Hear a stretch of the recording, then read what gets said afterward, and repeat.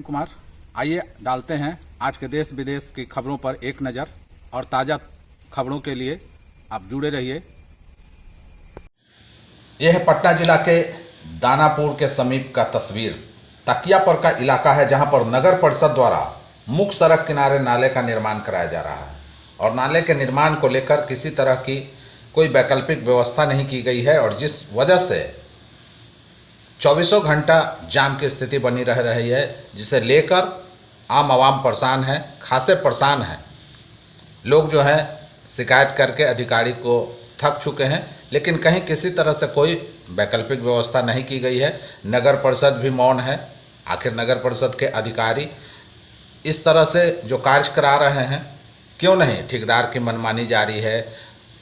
हालांकि एक नियम है कि वैकल्पिक व्यवस्था कराने के बाद ही नाले का निर्माण कराना है, या जिस वक्त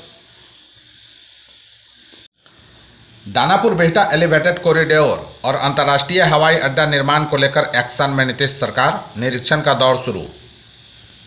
पटना जिला के बिहटा में बन रहे नए अंतर्राष्ट्रीय हवाई अड्डे तक आने जाने के लिए बनाए जा रहे दानापुर बिहटा एलिवेटेड रोड और कन्हौली में प्रस्तावित अंतर्राष्ट्रीय बस अड्डे का जायजा लेने जिलाधिकारी डॉक्टर चंद्रशेखर सिंह पहुंचे। डीएम ने सबसे पहले दानापुर से बिहटा एयरफोर्स स्टेशन तक बन रहे एलिवेटेड रोड का निरीक्षण किया। उन्होंने अधिकारियों को सड़क के किनारे से अतिक्रमण हटाने और जमीन अधिग्रहण के काम में तेजी लाने के निर्देश दिए। इसके बाद डीएम ने कन्हौली गांव का दौरा किया, जहां लगभग 100 एकड़ जमीन पर अंतर्राष्ट्रीय बस अड्डा बनना प्रस्तावित है। यह जमीन कन्हौली और पैनाठी मौजा से ली जानी है। डीएम ने बताया कि जमीन अधिग्रहण का काम इस तरह से किया जा रहा है कि कम से कम मकान और दुकानें टूटे और लोगों को कम नुकसान हो। यह परियोजना बिहार के विकास के लिए काफ़ी महत्वपूर्ण है, क्योंकि इससे न केवल हवाई अड्डे तक का आवागमन सुगम होगा, बल्कि बिहटा और आसपास के इलाकों का भी विकास होगा। नदी में स्कूल विलीन होने मामले को लेकर जल संसाधन विभाग पर लगाया गंभीर आरोप। खबर सहरसा से है, जहां नौहट्टा प्रखंड के राजकीय बुनियादी विद्यालय हाटी, जो कोसी नदी के उफनती तेज धारा में समा गया, इस स्कूल का आधा हिस्सा कटकर कोसी नदी में विलीन हो गया। इस मामले में राजद नेता गौतम कृष्ण ने स्कूल का जायजा लेते हुए वहां के लोगों से मिले। इस दौरान उन्होंने कहा कि जल संसाधन विभाग के द्वारा इसमें शिथिलता बरती गई है। 1 महीने से नदी किनारे का कटाव चालू था, लेकिन अधिकारियों द्वारा कोई ठोस कदम नहीं उठाने के कारण आज स्कूल का आधा हिस्सा कटकर नदी में विलीन हो गया। इसलिए दोषी अधिकारियों पर उचित कार्रवाई की जाए। नवादा का बुधौल बस पड़ाव को कूड़ा डंपिंग जोन बना डालने पर लोगों का फूटा गुस्सा। नवादा के बुधौल बस पड़ाव को कूड़ा डंपिंग जोन बना डालने पर लोगों का गुस्सा फूट पड़ा है। आसपास के लोगों ने इसका जमकर विरोध जताया है। सभी सीधे ही अधिकारियों को जिम्मेदार ठहराया। आसपास के दुकानदारों और मोहल्लों के लोगों ने अल्टीमेटम दिया है कि 1 से 2 दिनों में यहां से कूड़ा को नहीं हटाया गया तो उग्र विरोध जताया जाएगा। यह कतई बर्दाश्त नहीं किया जाएगा कि यहां कूड़ा फेंका जाए। ग्रामीणों ने विरोध जताते हुए कहा कि इस जगह कूड़ा फेंके जाने से काफ़ी दुर्गंध आ रही है और लोगों को घर में रहना मुश्किल हो रहा है, जबकि अधिकारी एसी में बैठकर आराम फरमा रहे हैं। वहीं समीप में बस स्टैंड रहने के कारण अब बस स्टैंड में लोग जाना मुश्किल हो गया है। पैसेंजरों का कहना है कि स्टैंड का हाल इतना बुरा हो चुका है कि लोग यहां पर खड़ा होना नहीं चाहते हैं। पूर्व विधायक के दूसरी पुण्यतिथि पर तारापुर पहुंचे डिप्टी सीएम सम्राट चौधरी, तेजस्वी यादव के यात्रा पर कसा तंज। तारापुर पहुंचे डिप्टी सीएम सम्राट चौधरी अपने मां पूर्व विधायक पार्वती देवी के आदमकद प्रतिमा पर श्रद्धा का पुष्प अर्पित कर आशीर्वाद लिया।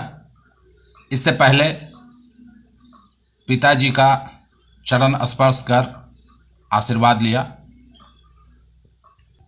इसके बाद शक्नी चौधरी बीएड कॉलेज में पहुंचे, जहां पर ओएनजीसी एवं यूनिसेफ के सहयोग से स्कूल बैग एवं डेस्क वितरण कार्यक्रम का आयोजन किया गया था।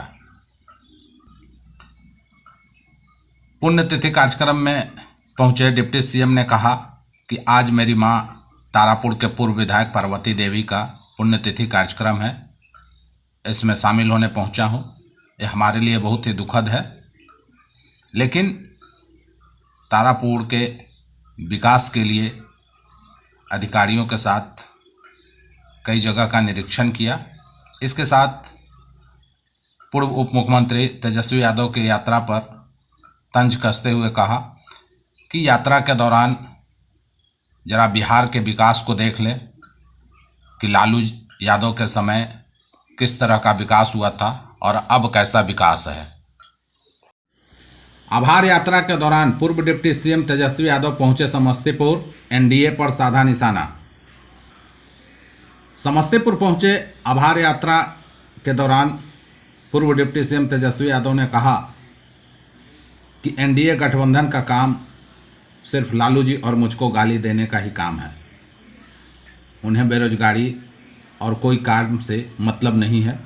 केवल और केवल जेडीयू और बीजेपी में यह होड़ मची है कि हम लोगों को कौन कितना ज़्यादा गाली दे सकता है।